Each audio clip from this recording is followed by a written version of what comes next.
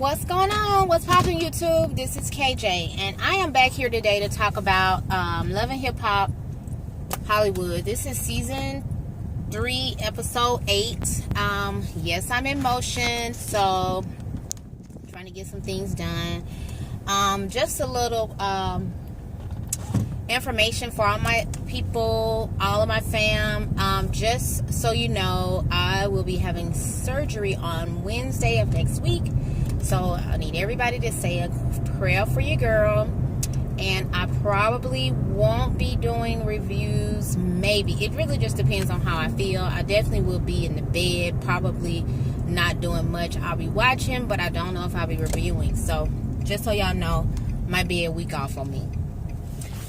But yeah, so let's just go ahead and get into the episode. Trying to find a light. Y'all know how they like me.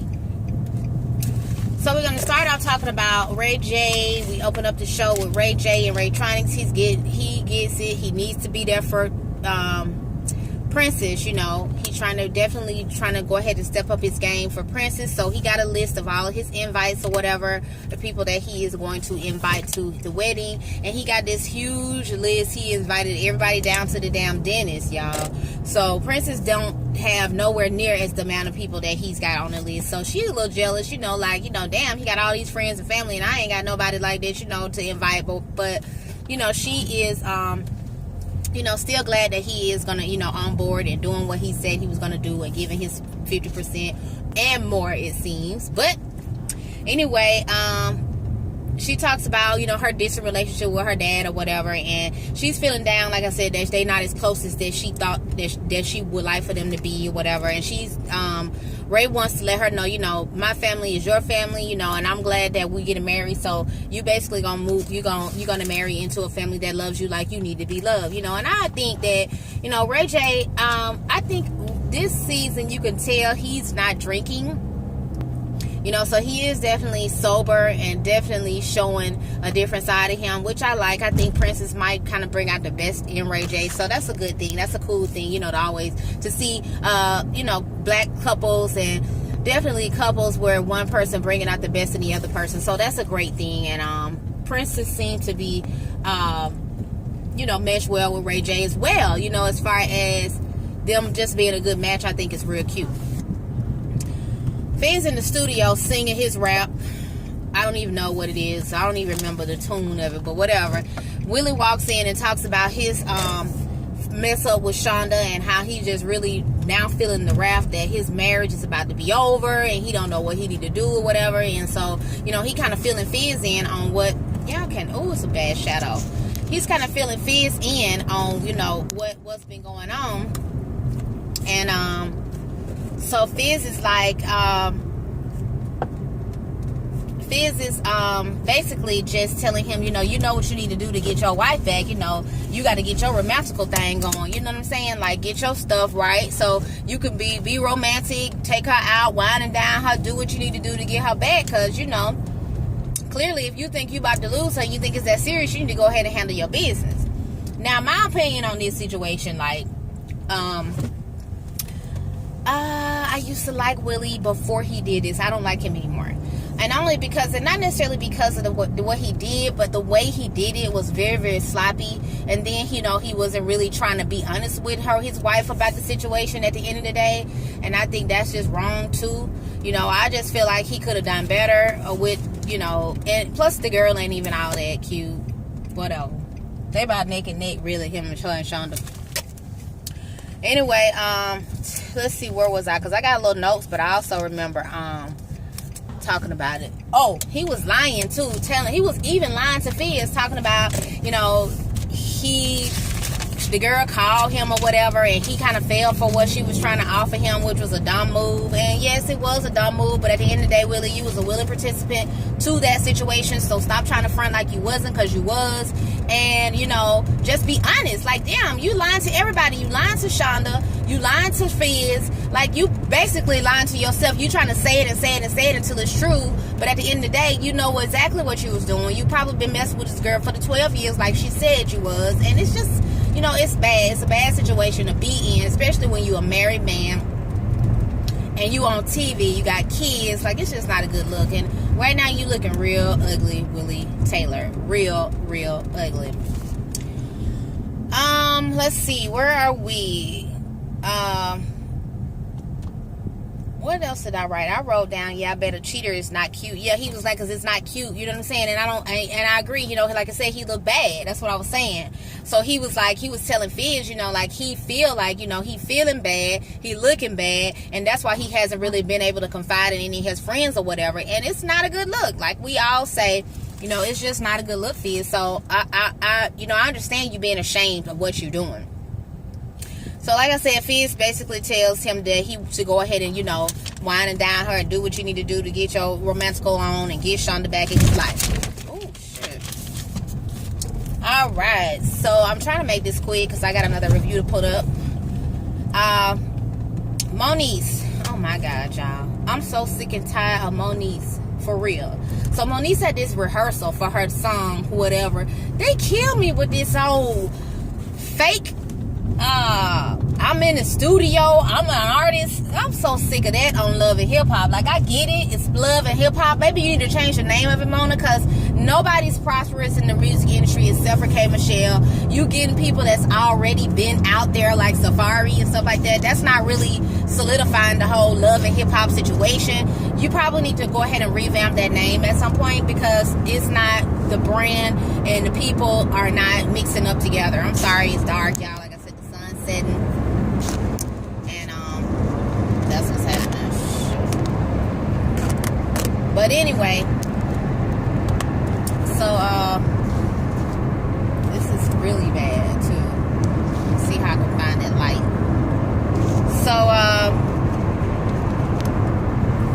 So yeah, so they sit and talk about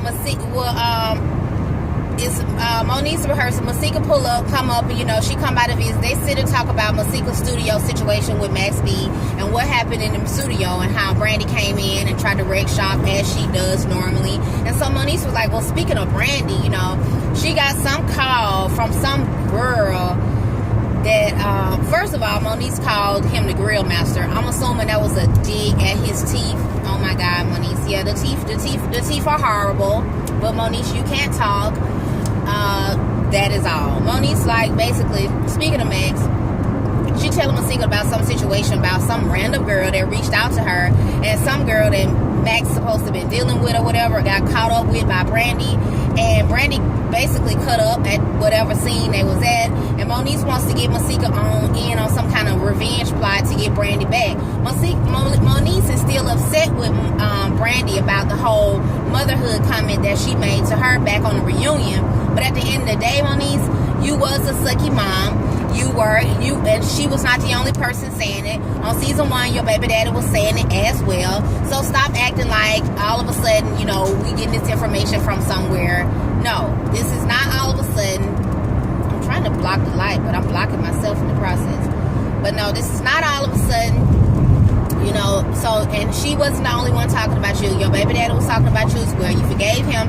You need to let that go. You know, you really need to let it go, because it's not even that serious, especially when it comes to, you know, trying to justify it to people that you don't even care about. Like, that don't even make no sense. You should just stop. Just stop and let it go. So, meanwhile, she's telling Masika, like I said, she want to go ahead and get in some type of revenge plot for on Brandy regarding that, talking about her baby situation. So she's going to have this event that she's going to basically invite Brandy and I think Princess too, and basically just kind of try to embarrass Brandy and call him out about the whole situation, that about the girl and Max or whatever, and you know, try to embarrass the girl. Masika just like, you know, see, this is why Moniece always get into some mess, because she always going the extra mile for no reason, and she wanted Masika to get in it, but Masika was just like, I got a child, baby, and I really ain't got time for this. You know, I really don't even care that much. So really, it's all on you at the end of the day, Moniece. Moniece is always on some bullshit. Her solution is to run, you know, she just always trying to run with something. She always try to make a big deal out of something. But Moniece does and actually said hopefully this destroys her marriage and exposes her for being a bad mom. Like, really? You actually say that and wish that on somebody? That is evil. That's evil. I don't like Moniece at this point. She wrong for that. You don't say that. You don't do that. And especially, it's not that serious. Like Masika said, it is not that serious. Lil B for Princess in the Dress Shop. I'm sorry, Princess in the Dress Shop. You know, she trying on some beautiful dresses. Princess looks really pretty. I think she looks great now that she has lost a little bit of weight. But she was never ugly, you know what I'm saying? Or never really fat to me. She just looks a lot better, you know, slimmed down. But anyway, they in the dress shop. She trying on dress with her friends. And her mom can't be there. So she invited her friends to come. Her friends, two of her friends, I forgot their names. But they look like they, you know, fresh out the house. Ain't never been... You know, definitely ain't never been in the limelight. Definitely ain't never been on TV. So, you know, they got their makeup and all that stuff done up to the nines, even though it's caked on. Because one of them, the one that had the little bang, she looked like she had like a whole lot of makeup on and really bad skin. But I digress. She invited them, you know, because like I said, her family isn't there. Her dress she has on for the scene is really, really pretty.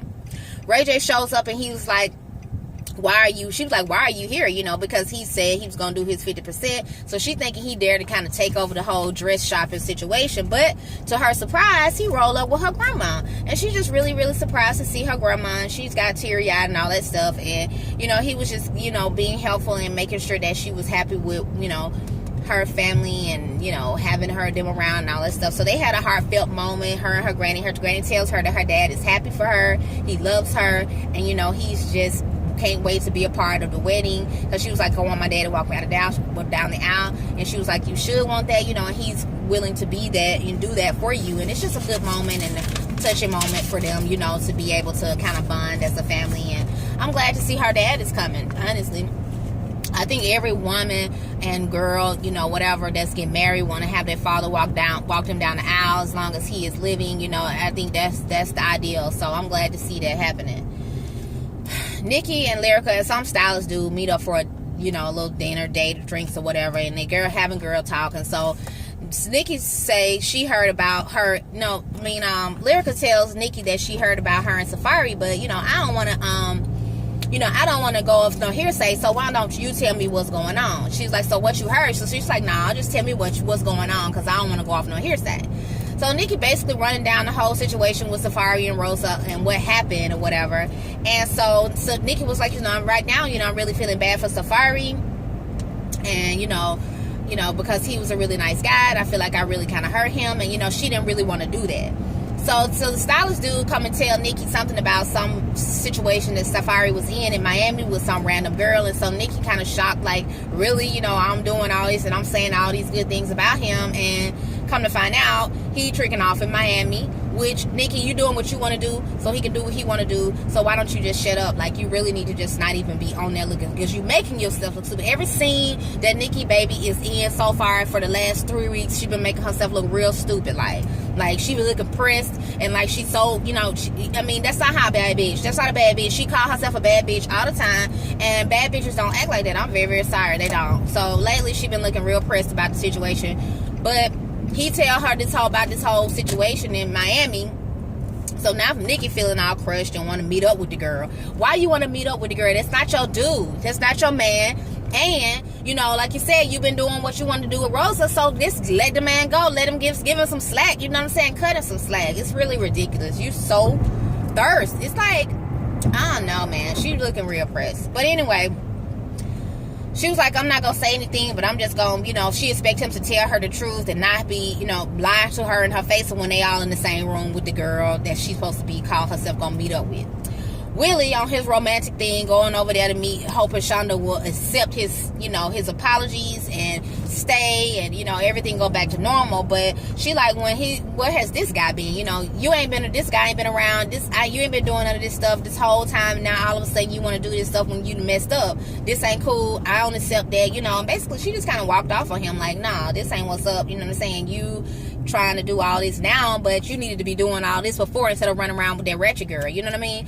So that is what it is. I personally totally agree with Shonda. You know what I'm saying? Don't try to come around me now trying to do this and be this all nice guy when at the end of the day, you weren't really fucking with me. You weren't really trying to do nothing for me. You know, you weren't really trying to be all sweet on me because you all the way out of Chicago messing with this girl who ain't even the thing. She's not even cute, y'all. She really not, honest to God, to me. But she tired really is of Willie at this point, fighting for her family. She don't feel like she need to fight for something that's already hers when Willie doesn't show family as a priority. So she's done. She's no longer wants to be a part of the bullshit, and I understand. He's not setting the best example for his kids, so she needs to take time for herself and this cannot be fixed together. Basically, they can't fix this while they in a relationship. So she basically going on by her business, and Willie kind of just stand there in his romantic setting. Bye, Willie.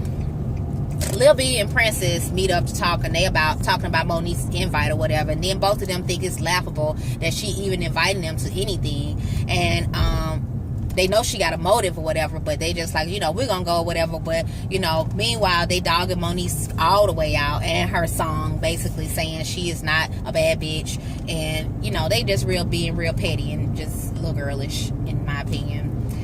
Ray J, Soulja Boy, A1, and Safari meet up, and he having drinks with Ray, and maybe they made sure to let us know that, like I said, Ray J has not been drinking.